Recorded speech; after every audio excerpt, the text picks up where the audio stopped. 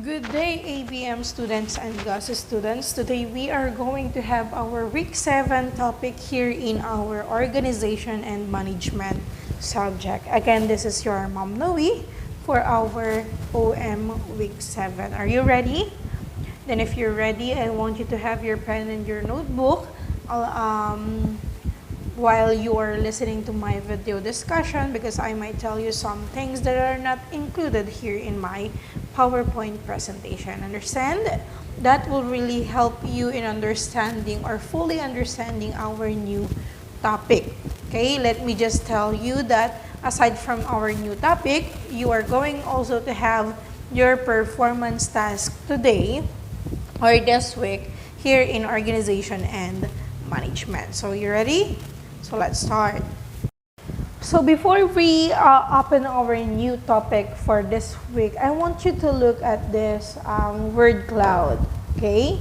Formulate, or can you formulate 2 to 3 sentences of what you think our lesson is all about this week? Any idea? So, what's your plan?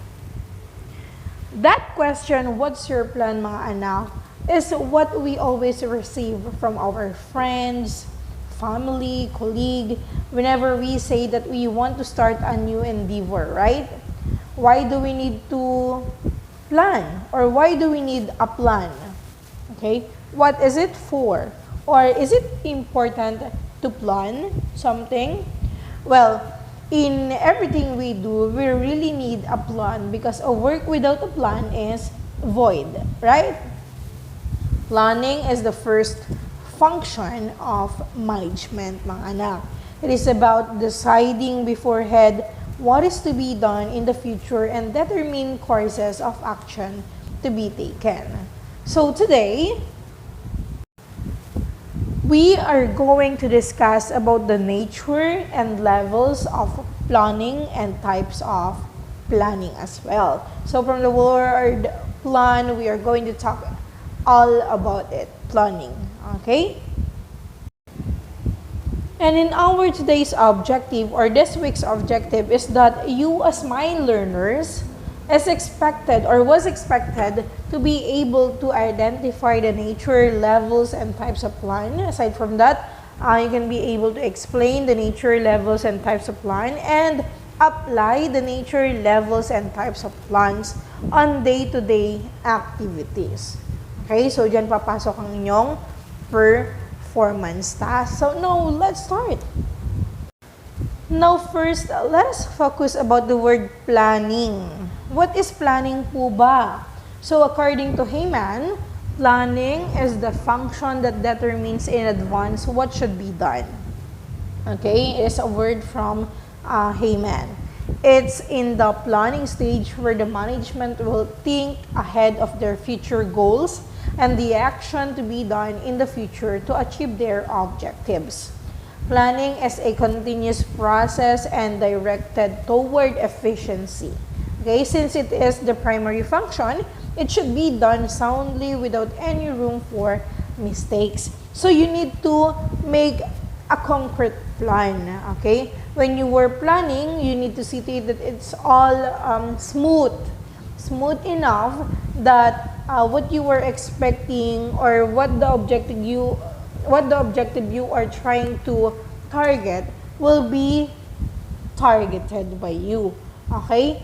Dun na sa process na paggawa nung plinano mo. But here, dahil nga daw sabi ni Heyman, ito yung primary function, ito yung pinaka-first step, you need to see to it that there is no room for mistakes in planning. Ganun kabigat.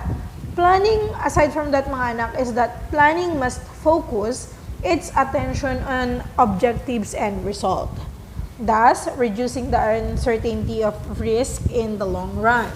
It should provide sense of direction while encouraging innovation and creativity at the same time. Okay?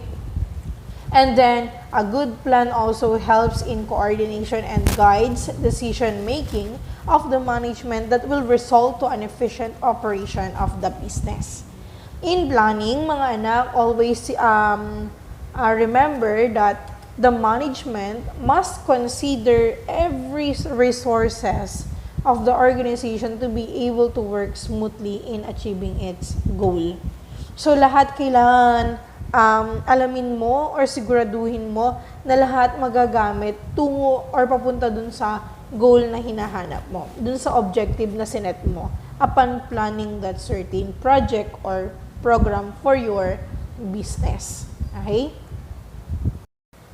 So here in organization and management, mga anak, we have different types of plans. In each managerial level, okay, if you can still remember, we have 3 managerial level, right? The top managerial or top management, the middle management or managers, and the frontline managers or management, right? If you can still remember from our past lessons, okay, or from our previous lessons, that is the 3 levels of management or the managerial level. Okay, so in each managerial level, mga anak, there is different skills that are required for attainment of its functions. For example, at the top level managers, it requires conceptual skills, while the middle level managers of human skills, okay, and the lower level managers requires technical skills. Okay? So, strategic planning begins with the end in mind, which means drawing picture of the organization's future, end in mind. Okay? Meaning to say, you are foreseeing what is, or the ending of your plan, the good ending of your plan, which is meeting your objective or your goal. Understand? So, aside from that, the tactical planning is being completed by the middle level manager over 1 to 2 year period. Okay, but let us discuss one by one these types of plan first. Okay, for us to know what is the difference between these plans. And there you have it, the types of plans, okay, the strategic, tactical, and operational under the 3 levels of management or the managerial level, which is the top, middle, and front line. So, just like what I've said a while ago, mga anak, strategic planning, okay, begins with the end in mind, which means drawing picture of the organization's future. It is done by the top level, mga anak, or by the top level managers over a long period of time. While when we say the tactical planning, it is being completed by the middle level managers over 1 to 2 years period. Okay? While the frontline managers perform the operational planning, which pertains to meticulous and thorough short-term plans. So there are 3 types of plans and how it carried by the different level of management in every organization to be shown in this illustration po, mga anak. So let's know them one by one. So let us focus first with the strategic plans, okay? This will be designed and executed by the top management level in the organization. This plan, mga anak, is about looking ahead to what the entire organization or business is heading in the next 3 to 7 years. So the top management will design plans based on the organization's mission in mind. So this one, mga anak, is a long-term plan for the long-term goals. So anything na goal mo for your company na iniisip mong makamit niya for a very long period of time, then that falls to the strategic planning na ginagawa ng top ng ating mga top management level. Yan yung mga may-ari, the CEO, the president of the company or the organization. Okay? So they are the one who is doing who is in charge when it comes to strategic planning. Okay? So the establishment of mission, vision, and goals of an enterprise require careful and meticulous preparation. as effective mission or vision statements inspire and motivate the stakeholders of an enterprise of organization. So, hindi naman makakaila, di ba mga anak, na when there is an organization or a business, then they have this, what we call the vision, mission, and goal, right? So, those three mga anak shows the strategic planning. Okay? Yun yung strategic planning nila. Yun yung goal nila for a very long period of time na mag-stay ang kanilang business or ang kanilang organization. So, let's focus with the vision. When we say vision, it shows the future and long-term prospects of the enterprise or the organization or the business rather, right? It answers the question, where do we want to go? So, vision statement is an affirmation of what the enterprise wants to become. Okay? Mission shows the basic purpose of setting up the enterprise and defines the scope of the enterprise operation in product, market, and service. Okay? Aside from the vision, goals are also more specific than the vision and mission statements and should be measurable, achievable, and time-bounded. Okay, so that is strategic planning. Again, when we say strategic planning, it falls with the to the top management level, and then it happens for a very long, or it is being planned for a very long period of time, maybe 3 to 7 years. Okay, that is strategic planning. And now, next is the second one is the tactical plans. Okay, so simply this is designed for the middle management concerned about the responsibility and functionality of the lower level department. Okay, so when we say tactical plans, this falls to the middle management, okay, level. Okay, sino-sino yung mga yon? Sila yung mga branch manager, mga supervisor, sila yon. They are under tactical plans. Again, they are concerned about the responsibility and functionality of the third plan, which is the, what do you call this? The lower level department. Okay? And it will support the strategic plans by creating more specific plans for the different areas in the organization. Simple as that. That is tactical planning. Okay, paano po yun? From the very broad, which is the strategic planning, okay, mapupunta siya sa medium, which is the tactical, na maglalast hanggang 1 to 2 years, kung saan from that vision or from that very long period of time na unang goal or plan dun sa strategic plan, kukuha siya ng mga or hihimayin niya ng mas maliliit na plano para sa iba't ibang sangay ng organization nila. That is tactical planning. Simple as that, mga anak. And the third one is the operational plans or planning. It pertains to meticulous and thorough short-term plans that are made by the frontline managers or the lower-level managers. There are two types of operational plan. Ano yung mga yon? The standing plan, the single-use plans. Okay, those are under operational planning. This one is the very short one because this is less than 1 year ang tinatagal or ang time horizon ng plan na to. Okay? So, we have two different plan or operational plan. That is the standing plan and the single-use plans. Ano po ba yung pagkakaiba nun? When we say standing plan, mga anak, these are plans used repeatedly to handle frequently recurring events. It is designed to be used again and again. Okay? So, reusable siya.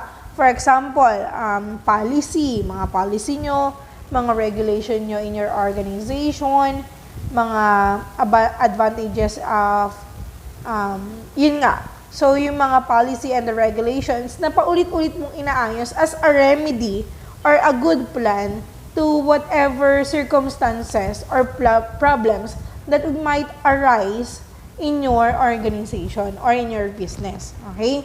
So, the advantage of standing plans is that they foster unity and fairness within an organization.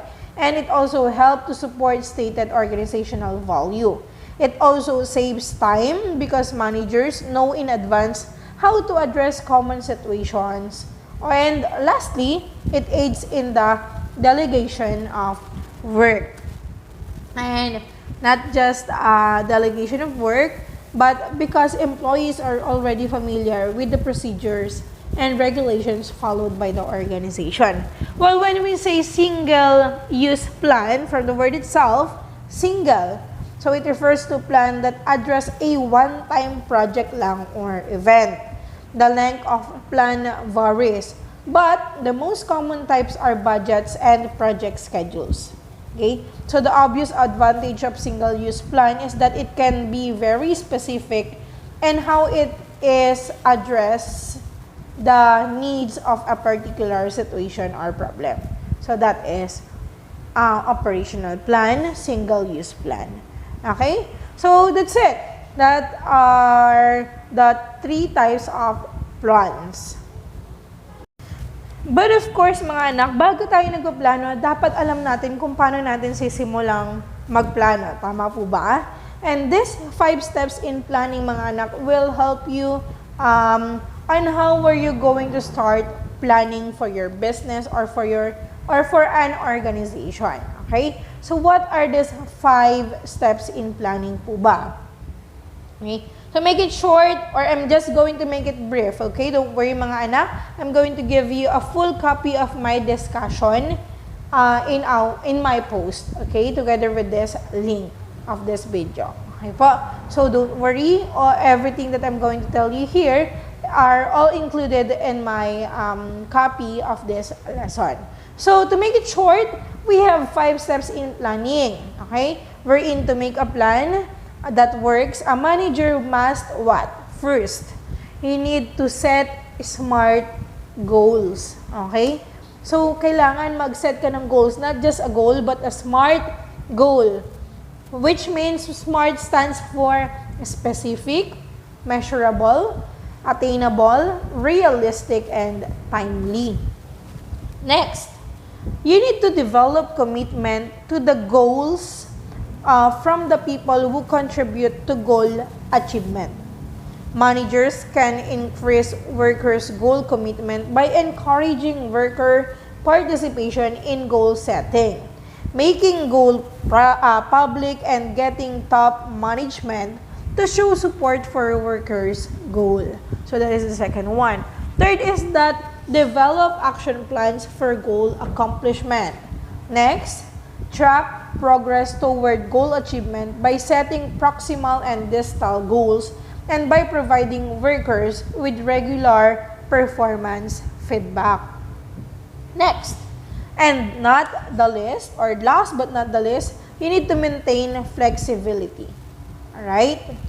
Keeping options open through option-based planning and seeking continuous improvement through learning-based planning helps the organization maintain flexibility as they plan.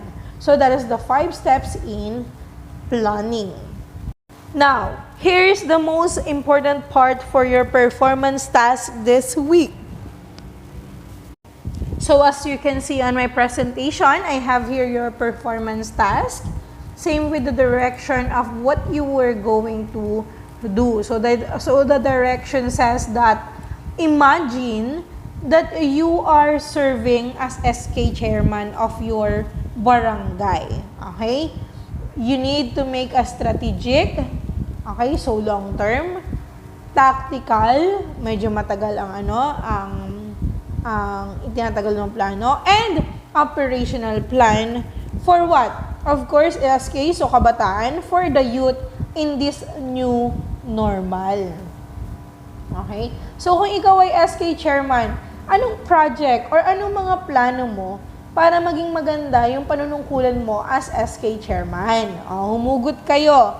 Lalo't alam ko na kayo as kabataan, lalo yung mga basketball player dyan na nag-enjoy every liga sa mga barabarangay nila na ngayon ay hindi nyo naranasan due to pandemic, right? And dun sa mga kababaihan naman na gustong-gusto yung mga paliga ng volleyball, badminton, okay, yung pagmumuse sa mga basketball. Now, this time, you need to make hugot na kung sakaling ikaw si SK chairman of your dearest barangay, what are you going or what plans are you going to make for the youth in this new normal? Okay? You need to set your goal. You need to put the strategic plan, tactical plan, and operational plan. Please avoid plagiarism. Do not copy-paste what Google gives you upon searching something about the strategic planning, ha? And then for the scoring, I have here 3 criteria for scoring your work or your PETA. I am looking for the content, a good content, 10 points. Organization of ideas, 10 points. And well-planned, of course, 10 points. For a total of 30 points for your performance task.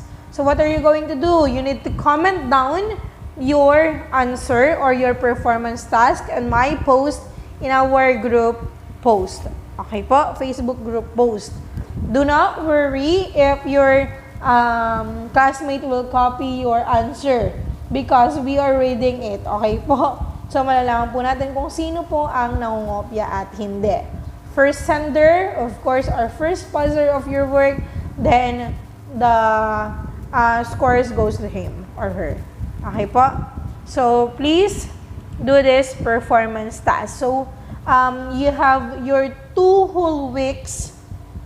After my post, you have 2 whole weeks in doing your performance task. Okay po? Hindi po siya 1 week lang.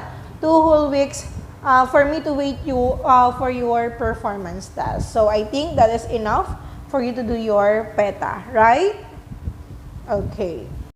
And that's it. If you still have question, then please do comment it below, and then please do mention me for me to be notified about your concern about this lesson this week.